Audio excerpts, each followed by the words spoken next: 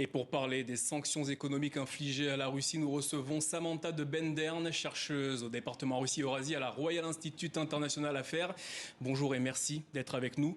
Sergueï Lavrov qui accuse les Occidentaux d'utiliser la menace de l'arme nucléaire.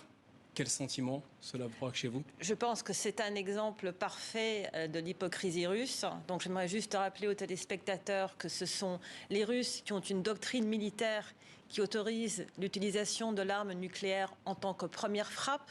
Ils appellent ça escalader pour désescalader. Ça veut dire qu'ils peuvent d'abord commencer par l'utilisation d'une arme nucléaire tactique. En Occident, que ce soit les pays de l'OTAN, la France avec sa défense nucléaire indépendante ou le Royaume-Uni, n'ont pas cette possibilité dans leur doctrine militaire d'utiliser une frappe nucléaire en premier. Ça, c'est la première chose. Deux, c'est le président russe Vladimir Poutine qui a menacé l'utilisation de représailles nucléaires contre les personnes qui aideraient l'Ukraine. Et trois, ce sont les Russes qui ont mis leur arsenal nucléaire en état d'alerte. Donc, c'est un mensonge tellement grossier, de façon tellement publique, qu'on se demande vraiment ce qui se passe. Donc voilà. Et vous vouliez me parler des sanctions, si j'ai bien compris. Évidemment, voilà, on vient de parler de l'aspect nucléaire et des menaces. L'Union européenne confirme aujourd'hui que 7 banques russes seront exclues du système SWIFT, rouage clé des finances. Concrètement, quel impact ces mesures auront-elles en Russie? Alors, c'est vraiment une question que je trouve très compliquée, cette question des sanctions. Sans être économiste, j'ai lu des articles très intéressants de Thomas Piketty qui s'est exprimé sur l'utilité des sanctions de SWIFT et d'autres sanctions. Lui, il dit que ça fera trop souffrir la population. Il est vrai que la population russe aujourd'hui souffre énormément. Alors, dans une démocratie, on peut se dire, si la population souffre, le gouvernement va en prendre compte. En Russie, il n'y a pas de démocratie. Le président Poutine et son entourage ne se concernent pas vraiment des souffrances de la population. Mais quelles autres armes avons-nous? Que pouvons-nous faire d'autre pour mettre pression sur la Russie? Justement, cela, de la part des Occidentaux, ne relève-t-il pas du symbole ? Non, c'est plus qu'un symbole aujourd'hui. C'est vraiment mettre l'économie russe à genoux. L'économie russe ne peut pas survivre dans un vide, à moins de se replier entièrement sur elle-même. Mais ça va être très compliqué. Ils vont passer par une période très, très difficile. Et quand je dis difficile, on peut même commencer à parler de manque de nourriture. Et là où je trouve que c'est à la fois trop peu, dans une certaine façon, parce qu'il y a des entreprises qui n'ont pas été sanctionnées, qui auraient dû être sanctionnées, et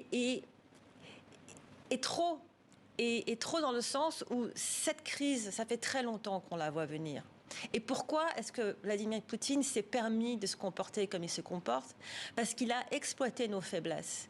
Nos faiblesses sont que nous accueillons l'argent russe, que nous savons a beaucoup d'origine criminelle, dans nos banques depuis très très longtemps. J'ai moi-même travaillé dans une banque.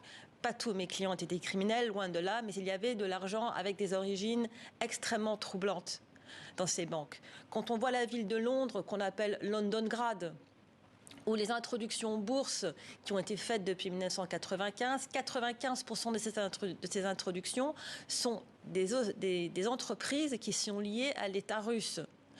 Quand on voit les hommes et les femmes politiques de l'Union européenne qui prennent des positions dans les comités de direction des entreprises d'énergie russe avec des salaires faramineux, nous nous sommes laissés corrompus.